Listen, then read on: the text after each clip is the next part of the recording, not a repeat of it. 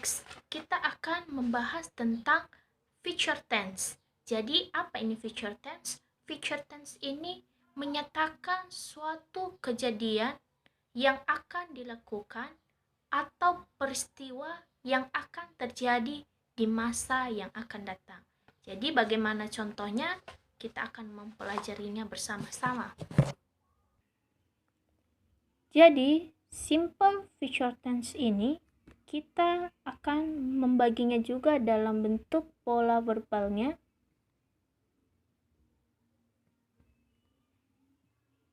Pola verbal.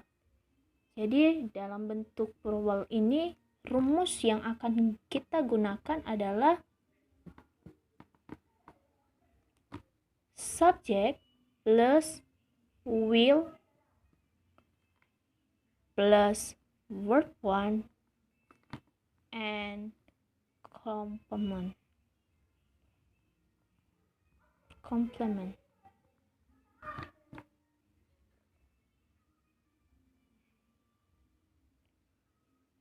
Apa aja keterangan waktu yang digunakan di dalam future tense ini? 1. Keterangan waktunya.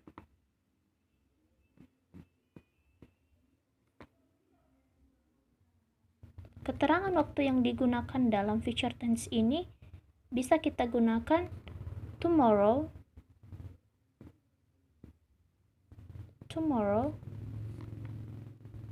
artinya besok, tonight, nanti malam,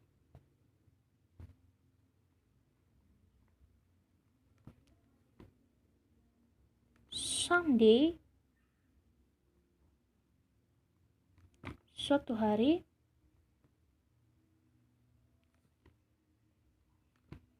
next week,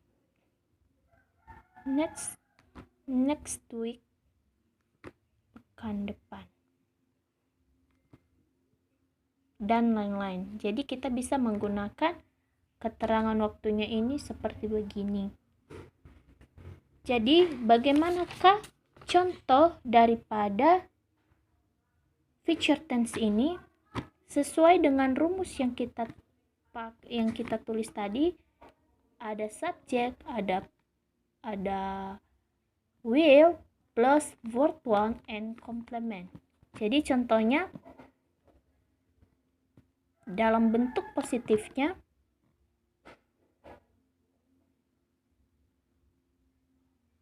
misalnya I will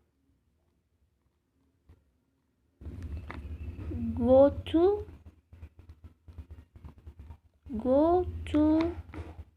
the market.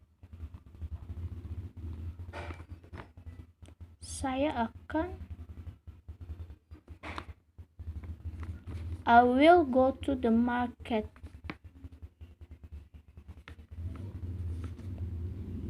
Pergi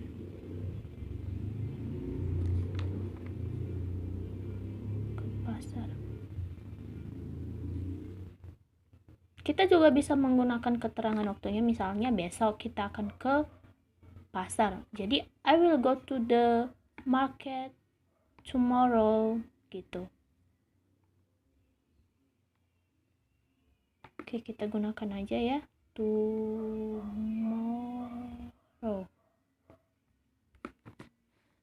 Saya akan pergi ke pasar besok.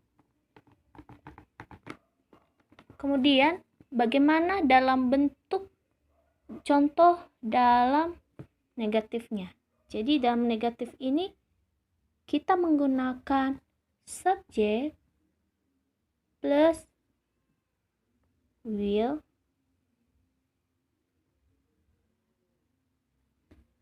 plus not plus verb 1.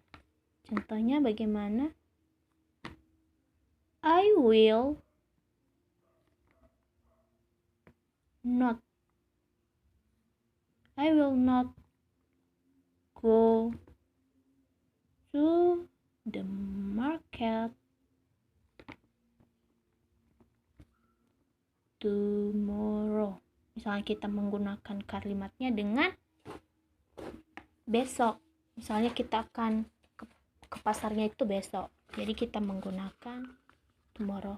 Kalau misalnya nanti juga bisa, kita nggak usah menggunakan tomorrow-nya. Jadi ini I will ada subjeknya, will ada not-nya kita gunakan sama verbannya go to the market. Lalu bagaimana kalau misalnya dalam pertanyaan, dalam kalimat tanya, kita hanya menggunakan will dengan rumus will plus verb 1. Contohnya, will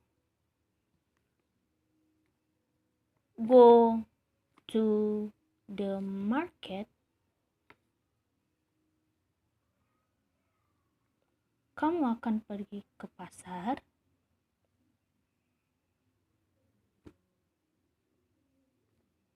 Dalam pola nominalnya,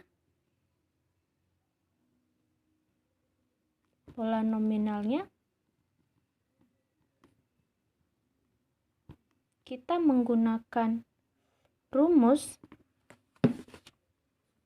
subject plus will. Jadi will ini juga kita bisa menggunakan shall. Artinya juga sama akan plus be plus complement. Bagaimana contohnya? Misalnya dalam bentuk positifnya, I will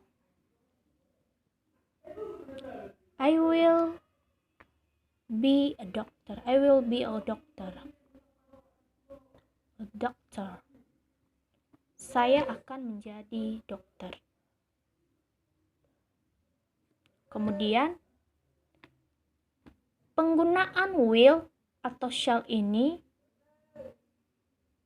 ada juga ketentuannya. Kalau will kita menggunakan ke all subject atau semua subjek. Misalnya I, you, he, dan lain sebagainya. Tetapi kalau shall digunakan hanya untuk I dan we. Contohnya kalau dalam bentuk shall, contohnya misalnya I shall read a book. Jadi shall itu hanya digunakan dengan subjek I dan we. Tapi kalau misalnya will, I dan we. Tapi kalau misalnya will itu digunakan ke all subject, semua subjek. Tadi ini tentang positifnya. Kalau negatifnya bagaimana? Kita hanya menambahkan not-nya aja lagi.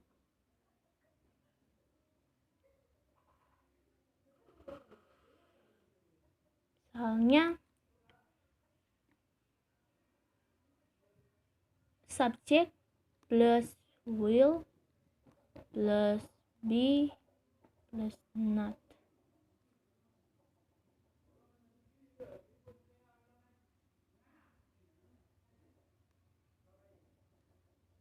Plus complement. Contohnya, I will be not a doctor. Saya tidak akan menjadi dokter. Jadi seperti begitu. Demikianlah penjelasan singkat dari saya. Terima kasih.